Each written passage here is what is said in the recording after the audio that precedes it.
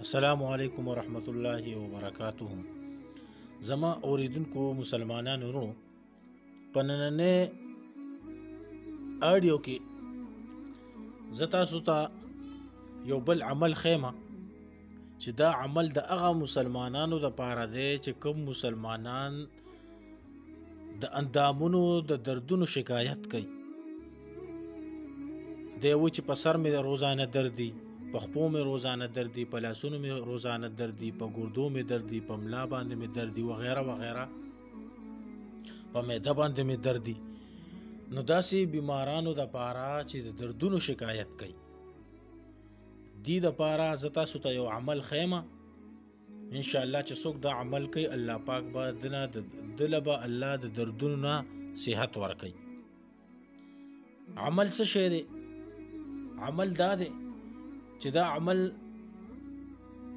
که ورځ کې ته څو ځل کولی شي کوی، څه تعین نشته دی، یا چې ګنې ماښام یې کوه یا سحر یې کوه، هر وخت دا عمل ته کولی شي.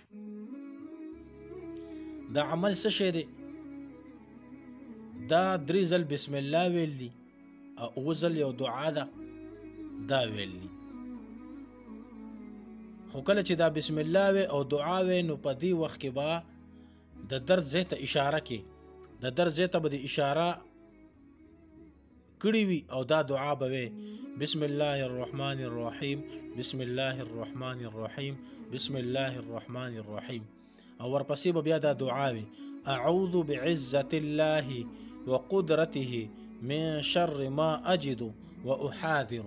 وزل به دا دعا وی اعوذ بعزة الله وقدرته من شر ما اجد واحاذر. وزل به دا دعا وی انشاءالله. دا عمل چې کوم دی دا د انسان په خپل هم کولی شي چې چا د دردونو شکایت دی، او دی په بل باندې دا عمل کولی شي، یعنی خپل ځان هم پې دمولی شي او بل پې هم دمولی شي. دا عمل مختصر انداز باندې بیا وورئ. 3 ځل به بسم الله وی او 9 ځل به دا دعا وی. دا عمل چا دپاره دی چې کوم خلک د دردونو شکایت کوي، کله د خپو شکایت، کله د سر شکایت، کله د لاسونو شکایت، کله د ګردو شکایت وغیره وغیره. نو دی دا عمل په خپله هم وکي او په بل باندې هم کولی شي، یعنی بدن دی پې خپله دم کی او بل باندې دا دم هم اچولی شي، په دې باندې اوبه هم دمولی شي، هغه اوبه څکلی شي. دا عمل که ته هر وخت کولی شي، یعنی د دې ټیم متعین نه دی، هر وخت دا عمل کولی شي. واخر دعوانا ان الحمد لله رب العالمین.